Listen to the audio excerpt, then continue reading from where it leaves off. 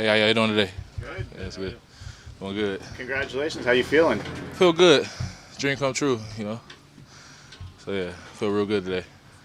You wanted to be the guy from Findlay that made it in the NFL. Is this a big step for you on that path? Yeah, it's a big step, but obviously work ain't done. I still got to keep climbing. Can't get never too high, never too low. Got to stay right on a steady plane, and more work to be done. How do you feel like your first training camp preseason went? I feel like it went good. I mean, there was some rough start though at the beginning. It was a little rough trying to get adjusted, but once I got a little bit of my technique down, working with George Fant, my vet, he helped me out a lot, helped me slow it down for me a little bit, and the coaches, obviously the coaching staff, and yeah, it's been pretty good after that. You faced a pretty steep jump in competition from Finley to the NFL. Was there a point in camp where you realized, like, yeah, I belong, I'm competing with these guys? I mean, I've always felt like I belong from the day that I got my number called. So, I mean, yeah. Was this a nerve-wracking couple days, or did they kind of hint to you that this was tough? I mean, I don't know. I'm the type of person, like, you just never know what to expect. So, I mean, it was a little bit, nerve-wracking, a little bit. But, once 1 o'clock hit, I was like, okay, I'm good. I'm good. So. Who'd you call, or first person you told? I didn't call anybody. I just went straight to meetings and, man, thank the Lord. That's why I called the Lord. So. What did George kind of tell you about this weekend? I mean, he was an undrafted guy once upon a time too. Hadn't played much football in college, and then making it to this point and getting through this stage. Just put it on tape. Put it on tape. Make it. If say worst comes to worst, Seahawks didn't want me. Put it on tape to where another 31 of the teams want me.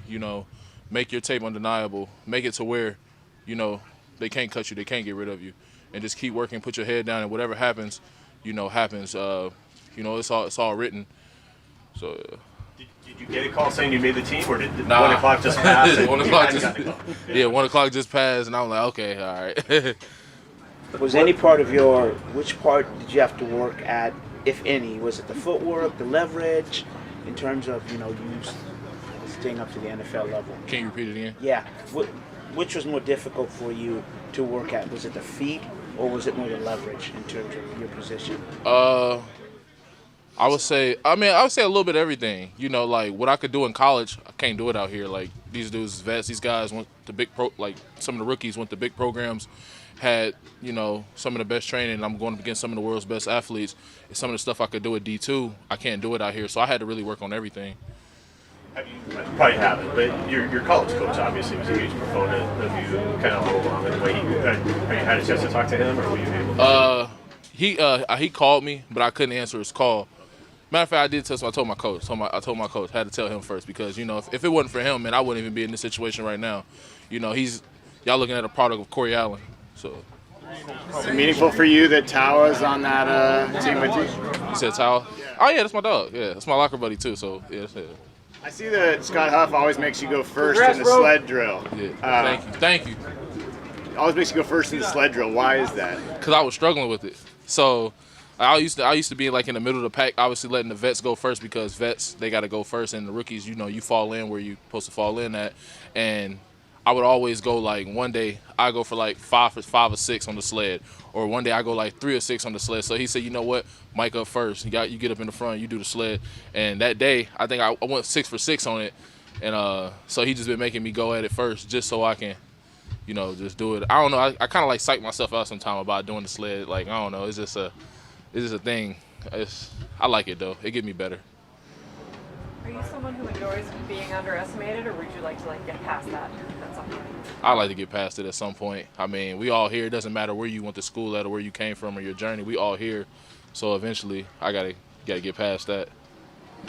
What was it like? I can't remember when you told us your most attendance in college was, but what was it like playing at like SoFi and at Lumen the other day? I imagine there was a big difference from your college experiences. Yeah, it was kind of weird because like in college, I say probably the biggest crowd I probably played in front was probably maybe about like 1,500 maybe. At my home games, maybe around 11. On a big game, about around 11. I've played in crowds as small as like 200, and then going into SoFi. And every game, more and more people starting to come, and then going to Lumen, that was like, I don't know, kind of felt like a movie a little bit. with all the fireworks and everything, the lights, and it felt like a movie. Is it tough adjusting the sound counts and such? And Nah, it was cool. Actually, I could hear a lot on the field. It's not as loud as we on offense, so they don't get loud for us. But defense, I could just imagine what it's like to be on the defense or the opposing offense. All right, anything else? Why was it that it was so What up, late Mike? that you tried out Put this sport in high cheese. school? Why was it so late? I played all the way up through high school. I just didn't have a position. I was kind of like a tweener guy. Like I didn't have a real position because I played basketball and I was always undersized. But I played lineman, but I was kind of like a lineman tight end type for my first few years, and then they moved me over to defense. And defense wasn't really my thing, so they moved me back over to offense. Aligned my last year high school, and I just worked at it. I was athletic, more athletic than some of the players, and playing in the mid conference, going up against I went against a Division I athlete at end every week, and that just got me better throughout the whole year. All right, Mike, thank you. Yeah, thank you. Thank you.